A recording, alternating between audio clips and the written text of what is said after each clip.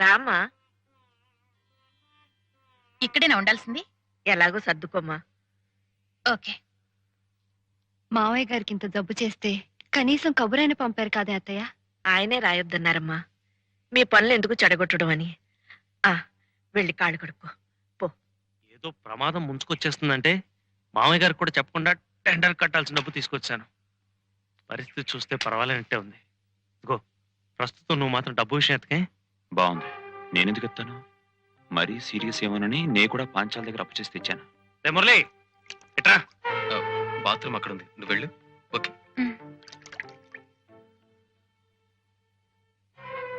వీలైనప్పుడు ఎప్పుడో కొంత అమౌంట్ పంపిద్దాం కానీ ఇప్పుడు మాత్రం డబ్బు విషయం నువ్వు మాట్లాడుకో. నేనెందుకు మాట్లాడతానరా? ఈ మాత్రం డబ్బు తెచ్చినందుకే దివ్యకి నాకు చాలా గొడవైంది. ఏదో నలుగురితో పాటు నారాయణ మేము వచ్చాం అంతే.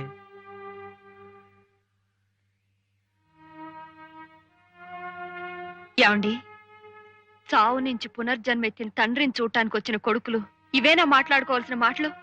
ఇప్పుడు ఏమైందని? ఏం తప్పు మాట్లాడావని?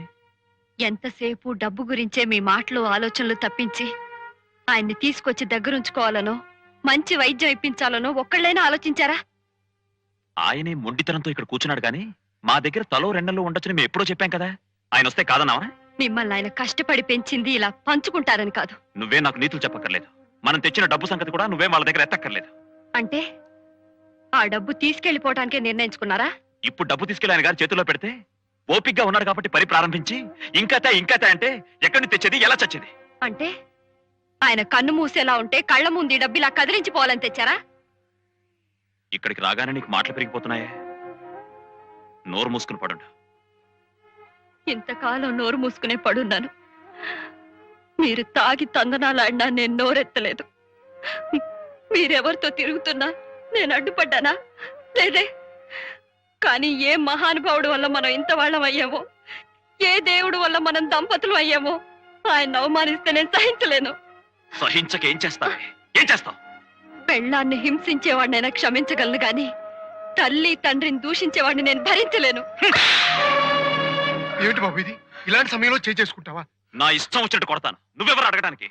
నారాయణ, ఆ పిల్లకు తల్లి తండ్రి దైవం అన్నీనరా. రంగయ్య, వాళ్ళ ముగ్గురిని బయటికంటే. ఏమండి ఆవేశపడకండి. పాపం వాళ్ళు ఎంతో దూరం నుంచి మనల్ని చూడాలని వచ్చారు. మనల్ని చూడడానికి వచ్చిన వాళ్ళైతే పెద్దల ఏడల బాధ్యత గుర్తు చేసిన ఆ పిల్ల మీద చేసుకుంటాడా? మా బాధ్యతలు మేము ఏం నిర్వర్తించలేదని ఇప్పుడు ఆవిడ కొత్తగా చెప్పాల్సి వచ్చింది. మీకు జబ్బు చేసిందంటే మేము బాధపడ్డాం కూడా. సంగీత భారతి చూడకుండా ఎక్కడ చచ్చిపోతాడో అన్న భయంతో కనీసం ప్రారంభమైనా చేయొచ్చని అప్పు చేసి డబ్బు తీసుకొచ్చాం. ఇంత బాధ్యతలు బరువులు మేము మోస్తుంటే మమ్మల్ని ఆ పనివాడి చేతి కట్టిస్తారా? ప్రేమతో భక్తితో చేయాల్సిన పని అది ఒక బాధ్యత బరువు అని మీరు ఎప్పుడనుకున్నారు? అప్పుడే మీ సంస్కారం ఏమిటో తెలిసిపోయింది. ఏ సంగీతాన్ని నా ప్రాణమని నమ్మాను, ఏ సంగీతానికి ఇక్కడ ప్రాణప్రతిష్ఠ జరగాలని ఆశించాను, అది మీలాంటి వాళ్ళ వల్ల జరిగితే అది నా సమాధి అవుతుందే గాని సంగీతానికి దేవాలయం కాలేదు. సంగీత భారతి అంటే కర్రబలలు కట్టడాలు అని నేను ఏనాడు అనుకోలేదు. అలా అనుకుంటే ఆ పని నేను ఏనాడు చేసి ఉండేవాడిని. నేను ఎదురు చూసింది డబ్బు పుచ్చుకుని బోధించే అధ్యాపకుల్ని కాదు. మీరు ఆ నాదబ్రహ్మల పవిత్ర ఆశయాన్ని మనసా వాచా నమ్మి దైవదత్తమైన ఆ కళను పూజించే కళారాధకులవుతారనుకున్నాను. అదే నా పొరపాటు. సంగీతానికి తిలోదకాలిచ్చి సారా వ్యాపారమే సర్వస్వమని నమ్ముకున్న ఒకడు, లక్ష్మీదేవి లాంటి భార్య ఉండగా మరో ఆడదాని ఆశ్రయంలో బతుకుతున్న ఒకడు, మన సంస్కారాన్ని సాంప్రదాయాన్ని మర్చిపోయి ఎన్నమాముల వెంట పరిగెత్తే ఒకడు. మీ ముగ్గురికి ఆ డబ్బు ఒక్కటే ఆత్మబంధం. సంగీతం మీద నమ్మకం చచ్చిపోయి బతుకుతున్న మీకు మేము చచ్చిన వాళ్ళమే. మీ దారిని మీరు బతకండి, వెళ్ళండి. వయసు అయిపోయిన ఆయనకే ఎంత అభిమానం ఉంటే వయసులో ఉన్న మనకెంత అభిమానం ఉండాలి? పదరా.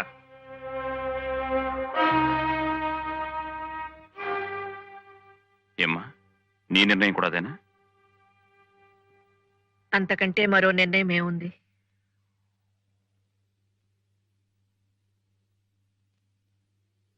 ఇంకా ఇక్కడ నిలబడ్డావేంటి? పద. ఎక్కడికి? ఎక్కడికేంటి? మన ఇంటికి. అది మన ఇల్లు, ఇది మీ ఇల్లు కాదు. మీకు పునర్జన్మిచ్చిన ఈ ఇల్లు మీది కాదని మీరు అనుకుంటే ఇక ఆ ఇల్లు నాది కాలేదు. అంతేనా?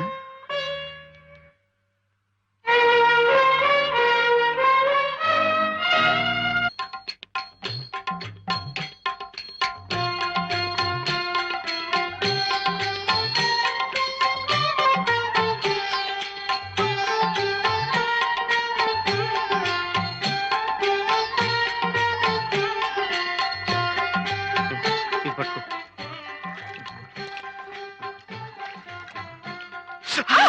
చలే ఏమిటండి మీరు? ఉండు ఉండు ఇలా ఇలా సరే లేదేం లేదు.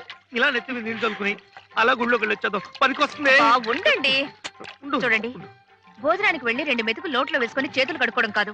కడుపు నిండాలన్నా, కడుపు పండాలన్నా కాస్త నిష్టగా ఉండాలండి. అవును బాబు, చెంబుతో పోసుకోండి. చంపుతా. అనుమానులా చెంపిలావు. మీరు ఉండండి. ఉండు. కూర్చోండి ముందు. వద్దు, వద్దు. కూర్చోండి. ఇలా, ఇలా, వద్దు. అమ్మో. అమ్మో. మీరు ముందు పోసుకోండి. ఏమిటండి?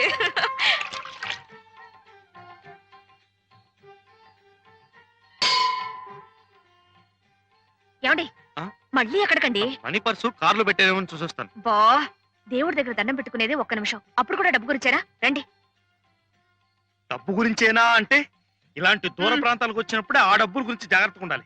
అది కాస్త ఎవడన్నా నైవేద్యం పెట్టేశాడంటే ప్రతి చోట 5 రూపాయలేనా? వెయ్యి వెయ్యి వెయ్యి. నైవేద్యం పెట్టేశాడంటే కట్టుబట్టలు, గాజులు, రిస్ట్ వాచ్లు తాకడి పెట్టాల్సిందే. ఆ తర్వాత మనకి బనియన్లు, అండర్వేర్లు, కళ్ళజోడ్లే గతి. తాకట్టు పెట్టుకుంటే పెట్టుకుంటాం. మన తర్వాత తినడానికి పిల్లా పాప. అసలు ఇక్కడే ఏ ఆశ్రమంలోనే చేరిపోతే హాయిగా ఉంటుంది. ఆ కోరికే ఉంటే ఈ హరిద్వారాలు, సింహద్వారాలు, చల్లువ స్నానాలు, దర్శనాలు ఎందుకు ఇంత డబ్బు ఖర్చు? అటు కాదు, ఇటు.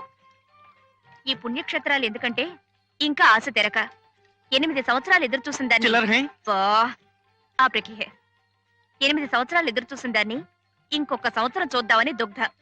ఇహ అప్పటికీ లాభం లేకపోతే ఈ గంగలో మునిగి ఆ కాశీలో తేల్తాను. రండి. బా, ఇప్పుడు డబ్బు డబ్బు.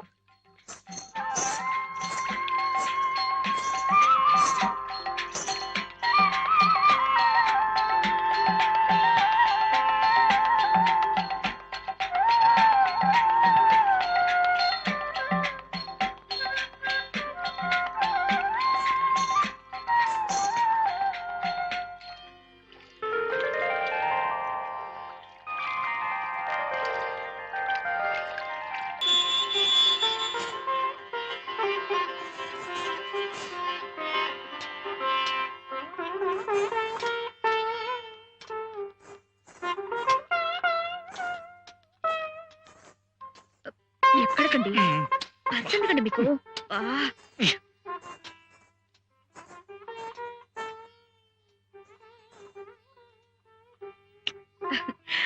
आप बहुत अच्छा डांस किया। आपका नाम क्या है? శ్రీనివాస్ అండి. అమ్మా, తెలుగే? చీ చీ చీ చీ. అయితే మన ఆంధ్రుడివే. మన దేవుడు నాన్న. గుంటూరు జిల్లా రేపల్లె తాలూకా పెద్దపల్లూరు గ్రామం. ఈ మూడింటికి 300 ఇచ్చావు. చాలు పద. ఆ బాబుకి ఎన్ని వేలిస్తే మాత్రం ఏమిటండి, ఎంత బాగా డాన్స్ చేశాడు. ఆ బాబుని కన్నా తల్లిదండ్రులు. ధన్యులు. పద పద. ఏమిటండి?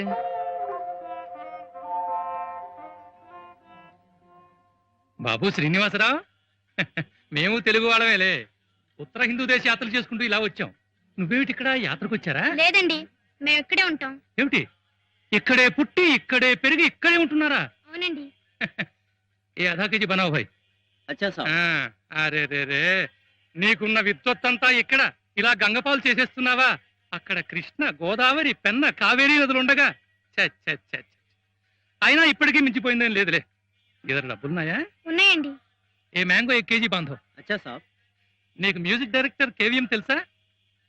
మామ మహాదేవన్ మూగ మనసులో శంకరాభరణం మ్యూజిక్ కట్టాడు. తెలియదండి, మాకు ఆ సినిమాలు రావు కదా. అయ్యో, అదే కదా నా బాధ. ఏం పర్వాలేదు, నేను మావ చాలా సన్నిహితం. ఆయన ఏం హను అంటే నేను ఏం మావ అంటాం. ఫోన్లో హలో హలో అనుకోవటం, నేను స్వరాలు చెప్పటం, ఆయన రాగాలు కట్టడం. ఆయన నేను నీ పాట ఆయనకు వినిపిస్తాను. బాలు బిజీ అయిపోయాడుగా. ఆయన ఎవరండి? అదే కదా నా బాధ. నువ్వు ఇక్కడ గంగ పక్క నుండి పోయావు, నీకు ఈ విషయాలేం తెలియటం లేదు. బాలు అంటే ఎస్పి బాలసుబ్రహ్మణ్యం, మన ఆంధ్రుడే. ఇప్పుడు ఇండియాలో మకుటం లేని చక్రవర్తి ప్లేబ్యాక్ లో. మే ఇద్దరం ఫ్రెండ్స్లే. వాడు నన్ను ఏమిరా హను అంటే నేను ఏమిరా బాలు అంటాం. ఫోన్లో హలో హలో అనుకోవటం, కొట్టుకోవటం, తిట్టుకోవటం, కసురుకోవటం. వాడి ఈ మధ్య బిజీ అయిపోయి తెలుగులో పాడలేకపోతున్నాడు. అంచేత నీ చేత పాడిద్దామని. ఇంకా నువ్వు ఇక్కడే గనక ఉన్నావేంటి? మా అమ్మగారు. తెలుసు. ఏం హనుమాన్లు, బాబుకి ఏదో చెప్తున్నట్టున్నావు. ఏం లేదమ్మా. బాబా అమ్మా, నువ్వు ఇంటికెళ్ళు, తాతయ్య నానమ్మ కంగారు పడుతున్నారు. అలాగేనమ్మా. మీ ఊరగాయలు? వద్దు బాబు. అమ్మా, అయితే అప్పటి నుంచి ఇన్ని సంవత్సరాలు ఇక్కడే ఉంటున్నారా అమ్మా? అవును, అక్కర్లేదనుకున్న వాళ్ళకి దగ్గరగా ఉండే కన్నా తెలియని వాళ్ళ మధ్య కలో గంజో తింటూ బతకడం గౌరవం అనుకున్నాం. మావయ్య అత్తయ్యతో ఇక్కడికి వచ్చేసాం. ఆ గంగా భవాని పుణ్యమా అని బాబుకు సంగీతం నేర్చుకునే చక్కటి అవకాశం దొరికింది. నానమ్మ, ఇంతవరకు ఎంత డబ్బు పోగైంది? ఏమిట్రా రోజు అదే ప్రశ్న? ఏ మేమేమైనా తినేస్తున్నామనా? అది కాదు నానమ్మ, డబ్బు సరిపోతే మనం మనూరెళ్ళి సంగీత భారతి మొదలెట్టొచ్చు కదా అని. ఓహో అదా. That is your grandfather's department. ఆయన అడుగు. ఎందుకు? బుగ్గ మీద ఇలా తప్పని కొట్టి నవ్వటానికా? అసలు తాతయ్యకి నమ్మకమే లేదు నేను కష్టపడి డబ్బు సంపాదించి సంగీత భారతి కడతానని. సీను రా.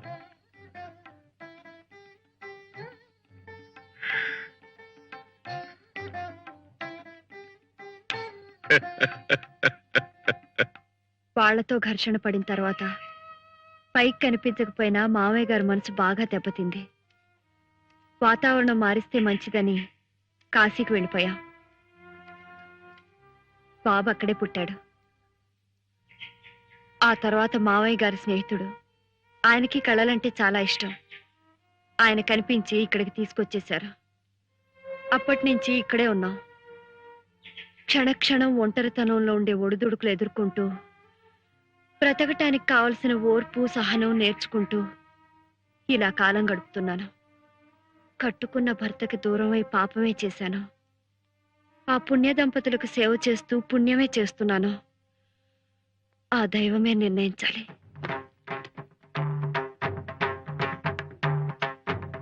అందరూ ఎలా ఉన్నారు? గిరిజా శంకరం కులాసాగా ఉన్నారా? యాత్రలకు వచ్చినట్టున్నారే, ఒంటరిగా వచ్చారే? వాళ్ళ కులాసా ఏం చెప్పమంటారమ్మా? గంపెడంత డబ్బు ఉందంతే. ఇన్నేళ్లైనా సంతానం కలగలేదని ఆమె బాధ, లక్షకి ఇంకో లక్ష లాభం రాలేదని ఈయన గారి తపన. ఆవిడ గారు పట్టుబెడితే ఇదిగో ఇలా యాత్రలకు వచ్చాం. వాళ్ళతో చెప్పమంటారమ్మా మీరంతా ఇక్కడే ఉన్నారని? వద్దు, ఆ రోజు త్వరలోనే వస్తుంది. అప్పుడు ఎవరు చెప్పకుండా వాళ్ళంతటి వాళ్లే పశ్చాత్తాపంతో వస్తారు. ఎప్పుడూ కాదమ్మా, ఆ రోజు త్వరలోనే రావాలి. నారాయణమూర్తి గారి పరిస్థితి కూడా ఏమంత బాగోలేదమ్మా. ఆయన బంగారు బాతుగా ఉన్నంత కాలం ఆ పాంచాలమ్మ గారు బాగానే చూసుకునేది. కానీ ఆయనకి ఈ మధ్య ఈ అలవాటు బాగా ఎక్కువైపోయిందమ్మా. కచేరీలు, ఆదాయం తగ్గిపోయిందేమో. దాంతో పాటు ఆమె ప్రవర్తన కూడా పూర్తిగా మారిపోయింది. ఆయన ఆరోగ్యం దెబ్బతినక ముందే మీరొచ్చి అన్ని చక్కదిద్దాలి. వారందరినీ మీరే దారి తీసుకురావాలమ్మా. వస్తాను, తప్పకుండా వస్తాను.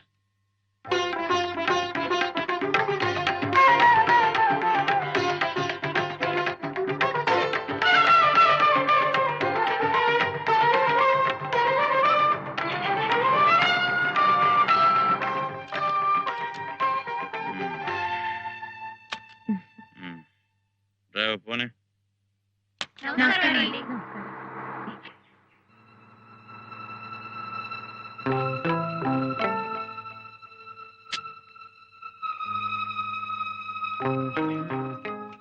ఇప్పుడేగా పుచ్చుకునొచ్చావు మళ్ళీ? కొంచెం ఒక ఆవృతం. నువ్వు ఈవేళ చీఫ్ గెస్ట్ వి. ఇలా తాగేస్తుంటే అక్కడ ఏం మాట్లాడతావు? వాళ్ళు ఏం నేర్చుకుంటారు? మాట్లాడతాను. నమస్కారం.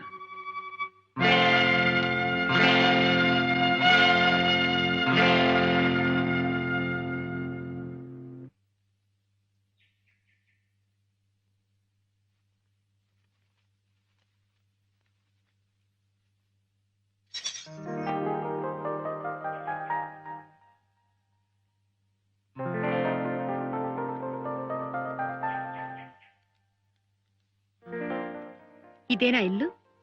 అవునమ్మా, మీరు కోరినట్టుగానే పక్కనే దొరికింది ఇల్లు. ఇంటికి ఆయన పక్క వీధిలోనే ఉన్నాడు. నేను వెళ్ళి తాళాలు తెస్తాను, మీరు లోపలికి పద.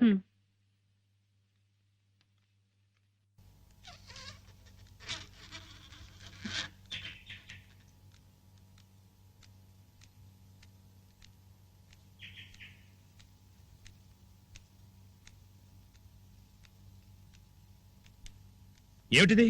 ఆ వెధ ఎవడో ప్రోగ్రామ్ అడిగితే నువ్వు ఒప్పేసుకున్నావట? వెధవ కాబట్టి నీ ప్రోగ్రాం కావాలంటున్నాడు. అసలు మన సంగతి తెలిసి ఎవరిస్తారు? నువ్వు కరెక్ట్ గా వస్తావో రావో తెలీదు, వచ్చినా పాడతావో లేదో తెలీదు. వెధవ మూడ్సు నువ్వు. అందుకని ఆర్గ్యుమెంట్స్ అనవసరం. అడ్వాన్స్ కూడా తీసుకున్నాను, వెళ్ళి తీరాల్సిందే.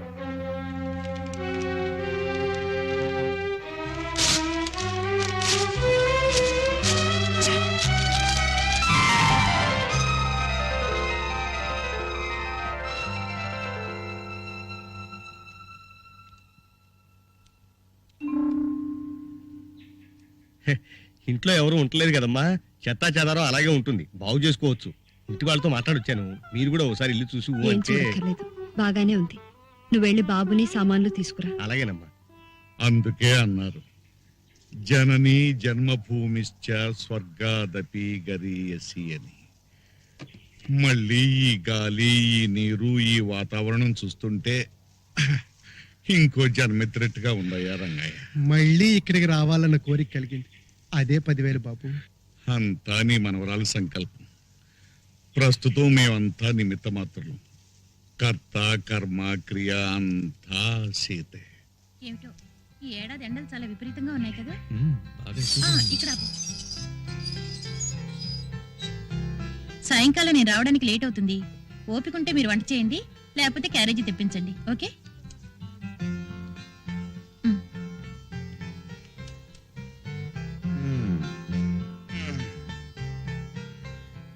బాబు, చనువుంది గనక అంటున్నాను, ఈ రోజుల్లో ఆడా మగ ఇద్దరు ఉద్యోగం చేయవలసిందే కాదన్ను. కానీ కేవలం ఆడదాని సంపాదన మీదే మగాడు ఆధారపడితే అవ్వా అవ్వా ఏం గౌరవంగా ఉంటుంది బాబు. నిజమేనయ్యా, కానీ ఏం చేయమంటావు? సరైన ఉద్యోగమా దొరకటలేదు, ఉన్న సంగీతం ఉపయోగపడలేదు. మీరు ప్రయత్నం చేస్తేనే కదా. నాకు తెలిసిన విద్వాంసుడికి పక్క వైద్యం అవసరం ఉందిట, రండి కనుక్కుందాం. బానే ఉంది కానీ అతను ఎంత పెద్ద విద్వాంసుడో ఏమిటో. మనమా వయలును ముట్టుకుని ఎన్నో ఏళ్ళు అయిపోయింది. తీరా ఆయన పక్కన కూర్చున్న తర్వాత కాలు చెయ్యి ఆడకపోతే ఆ విషయం వారికి ముందే మనం చేసుకుంటాం, వారే ధైర్యం చెప్తారు. ఆ తర్వాత కాలు చేతులు వాటంతా అవే ఆడతాయి. అమ్మ త్వరలోనే నా చేత ఇక్కడ ఒక కచేరీ పెట్టించడానికి అన్ని ఏర్పాట్లు చేస్తోంది. అన్ని అనుకున్నట్లు జరగగానే తెలియపరుస్తాను. అంతేనా? ఇంకేమన్నా రాయాలా? నానమ్మ గారికి నా నమస్కారములు చెప్పవలసింది.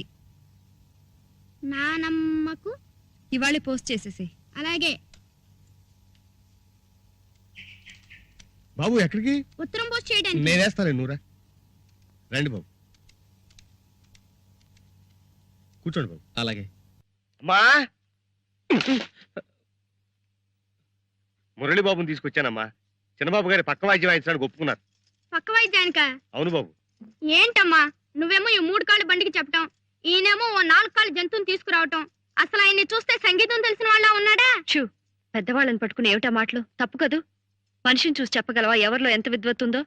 అయితే నిన్ను చూసి వాళ్ళేమనుకోవాలి? రామదాసు, మన గురించి మురళికి ఏం చెప్పలేదుగా? లేదమ్మా. అలా తెలియకుండానే ఉండాలి. అలాగే బాబు, మీరు ఇక్కడే ఉండండి, నేను వెళ్ళి అర్జెంట్ గా ఈ ఉత్తరం పోస్ట్ చేసి వస్తాను. ఇప్పుడు అర్థమైందా ఆయన ఎవరు? మరైతే నాకు బాబాయ్ అవుతాండి, ఆయనతో ఎందుకు చెప్పొద్దంటావు? చెప్పే అవసరం వస్తుంది, అప్పుడు నేనే చెప్తాను. నువ్వు మాత్రం అతనితో చాలా మర్యాదగా ఉండాలి.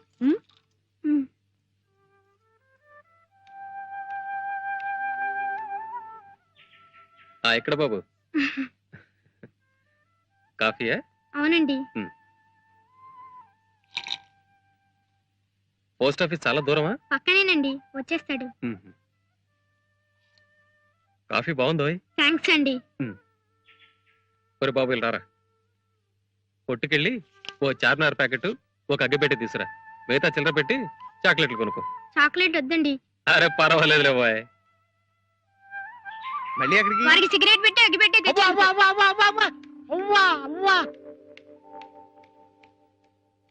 ఒక పండితుడి దగ్గర పక్క వాయిద్యం వాయించే లక్షణమేనా ఇది? అవ్వా అవ్వా, మీరు ఇలా అర్థమైన పనులు చేస్తుంటే మన పని ఎలా జరుగుతుంది? నేనేం చేశానయ్యా? అవ్వా అవ్వా, రేపు మీరు పక్క వాయిద్యం వాయించేది ఈ చిరంజీవికే ఈ విద్వాంసుల చేత పనికిరాళ్ళ సిగరెట్లు అగ్గిపెట్లు నా తెప్పించేది. అవ్వా అవ్వా ఇట్రా ఏమయ్యా అందస్సు నీకేం వేళకోళం ఉందా? భూమికి జానిలేడు, ఇంకా బొడ్డు కూడా ఊడట్లేదు, వాడికయ్యా నేను వాయించేది. ఇదిగో నేను ఈరోజు వసుదేవుడే కావచ్చు కానీ మరి చిట్టెలు కాళ్ళ పట్టుకోమంటావు. సార్ సార్ సార్ నా మాట వినండి సార్. నేనే మీ కాళ్ళు పట్టుకున్నాను సార్. మీ బోటి పెద్ద విద్వాంసుల పక్కన కూర్చోవటమే ఓ పెద్ద అదృష్టం. కాదనకండి సార్. ఇంకేమిటండి ఆ పసివాడంత ఇదిగా అడుగుతుంటే? ఏమిటి రావదాసు మరి నువ్వును? కయ్యానికైనా బియ్యానికైనా సమబుద్ధి ఉండాలన్నారు. అందులోనూ ఇది శాస్త్రీయ సంగీతం, 10 మంది మధ్యలో కచేరీ. ఏమన్నా జరిగితే ఒక్క అవకాశం ఇవ్వండి సార్. మీకు నచ్చకపోతే అప్పుడే మానేద్దరు గాని. ఇంకేం మాట్లాడకండి. అది కాదు అవ్వా, రావదాసు. అవ్వా. అడ్వాన్స్ ఇప్పిస్తాను.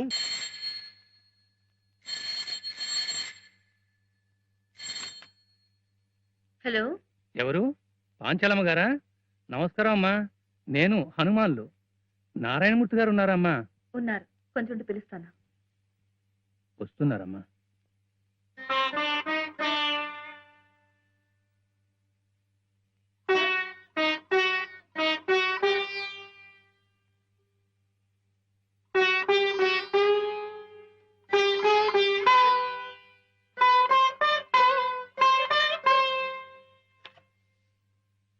హలో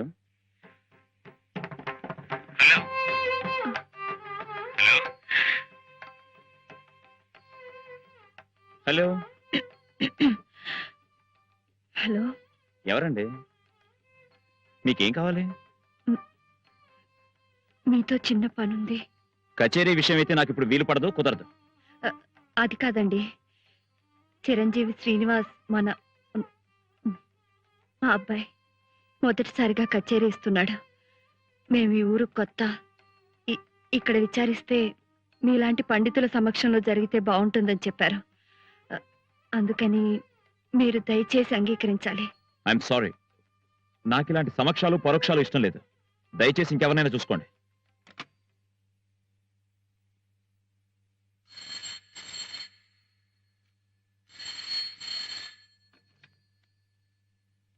హలో, మిమ్మల్ని విసిగిస్తే క్షమించాలి.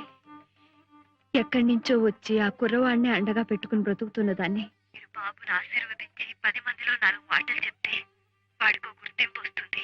ఆ జీవితాలు గడిచిపోతాయి. హలో హలో హలో, చెప్పండి. దయచేసి కాదనకండి. అలాగే, ప్రోగ్రాం ఎక్కడన్నారు?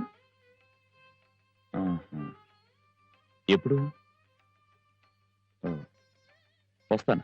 తప్పకుండా వస్తారు కదా? వస్తానంటే వస్తాను. హనుమాన్లు, ఏంటమ్మా? రేపు మినిస్టర్ గారు మన ఇంటికి వస్తున్నారు. ఇంకో అరగంట ఆలస్యం అయ్యేలా ఉంది. నువ్వు ఇంటికి నీ డాడీతో. అది కాదమ్మా, మినిస్టర్ గారు ప్రోగ్రాం ఎల్లుండి పెట్టుకుంటే మంచిది. ఎందుకు? మనం తీర్థయాత్రకి వెళ్ళినప్పుడు ఓ బుజ్జి బాబుని చూసాం, చిరంజీవి శ్రీనివాస్. గుర్తుందా మీకు? అవునయ్యా, ఆ బుజ్జి మొహం వాడును ఇంకా కళ్ళలో కదులుతున్నాడు. అతగాడు ఇప్పుడు ఇక్కడే ఉంటున్నాడమ్మా. అలాగా? రేపు రాత్రికి ప్రోగ్రాం. మీ ఎక్కడ? బావగారు నారాయణమూర్తి గారు ముఖ్య అతిథి. అవునా? సభకు నమస్కారములు. ఈనాడు చిరంజీవి షణ్ముఖ శ్రీనివాస్ కార్యక్రమానికి ముఖ్య అతిథిగా విచ్చేసిన ప్రముఖ సంగీత విద్వాంసులు శ్రీ నారాయణమూర్తి గారికి, వారి సోదరులు ప్రముఖ వాణిజ్యవేత్త శ్రీ శంకరం గారికి మా కృతజ్ఞతలు. కొద్దిసేపట్లో కార్యక్రమం ప్రారంభమవుతుంది.